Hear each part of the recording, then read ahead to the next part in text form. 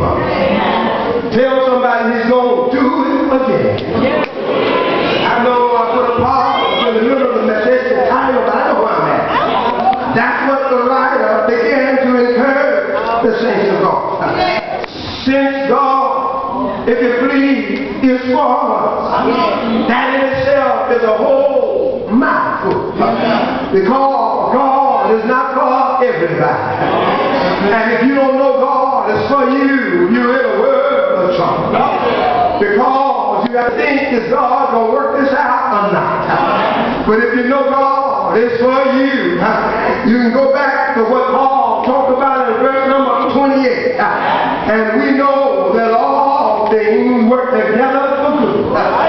Them which are called by God according to his purpose.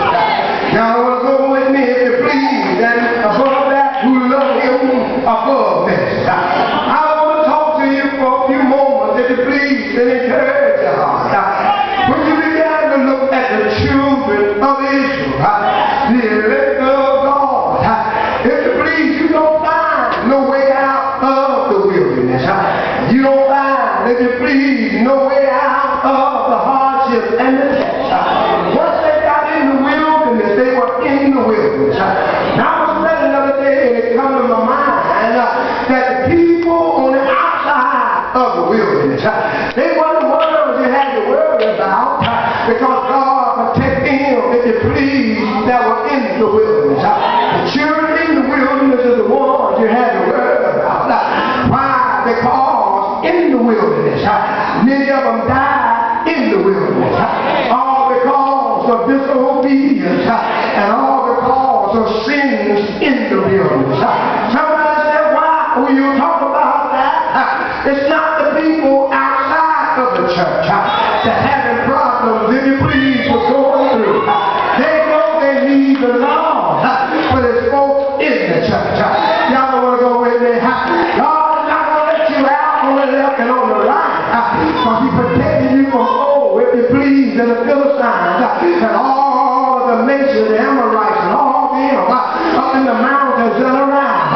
But it's while you're going through, the devil fights your mind. What does he do? He try to make you downfall in the wilderness. Try to make you commit the 7 or 10 sins that the children of Israel committed in the wilderness. God understand, if you please, it took 10 plagues to get them out of Egypt, and it took 10 sins to cause them to die in the wilderness. Y'all want to go with me? And it took 10 spies to keep them in the wilderness. Oh, y'all want to go with me? But the Bible says that Caleb had a different spirit, and he had a spirit, if you please, to follow God, and him and Joshua did whatever the Lord told him to do. How do you stand, brother preacher? You got to understand why you're in your mess. You got to understand that since your God is for you, you're going to come out of this thing. You got to take the attitude of the two sides, if you please, and let the Lord lead you out of this mess. You're in your situation. God didn't do it like you used to, the way you thought he did. Now that's just that way in the book of Deuteronomy. It said you've been at this mountain too long, and you got to move on around. You've been at the same old talent, the same old tongue, and the same old attitude, and the same old personality, and the same old debt-free way too long. Touch your neighbor and say, move around. The morning is in your situation. And since God is for us, you got to understand.